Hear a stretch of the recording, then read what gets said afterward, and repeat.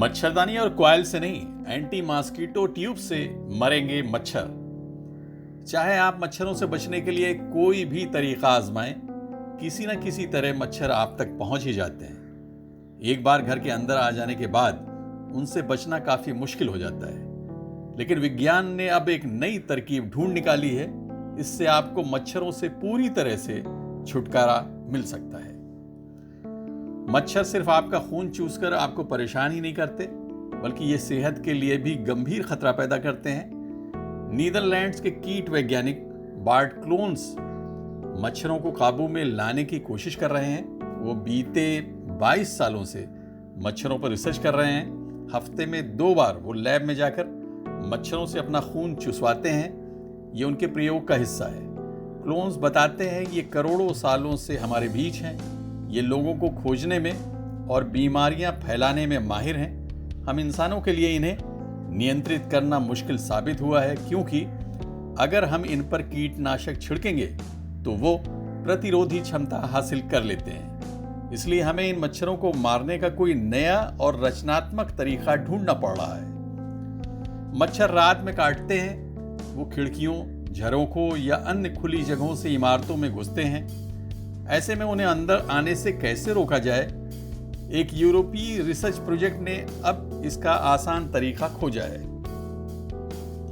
जालीदार plastic tube. जाली पर कीटनाशक की परत लगी होती है, जिस पर मच्छर चिपक जाते हैं।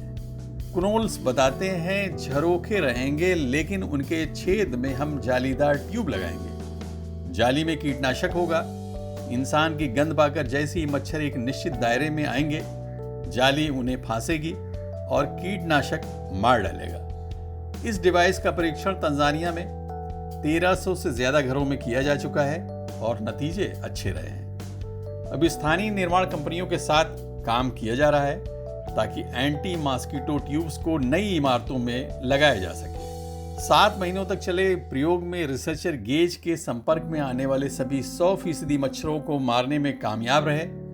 इसके इंस्टॉलेशन की शुरुआत खर्चीली है, लेकिन बाद में अगर सिर्फ जाली बदलनी हो तो ये सस्ती है। 1 साल में हर व्यक्ति के मुताबिक खर्चा महज 100 से 125 रुपए आता है। इसे और ज्यादा किफायती बनाने के लिए अलग अलग मटेरियल और आकारों का टेस्ट किया जा रहा है। छत पर लगने वाली ट्यूब बच्चों की पहुंच से दूर रहती है, इसीलिए उस पर कई तरह के कीटनाशक लगाए जा सकते हैं। प्रयोगों के दौरान पता चला है कि अगर कीटों पर सही मात्रा में कीटनाशक चिपके तो वे प्रतिरोधी क्षमता विकसित नहीं कर पाते।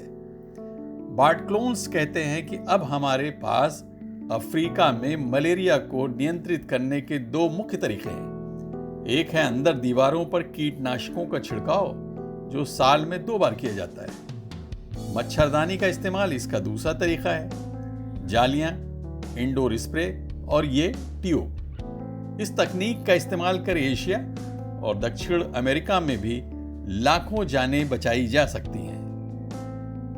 Abid Naqvi, press 9 news, Mumbai.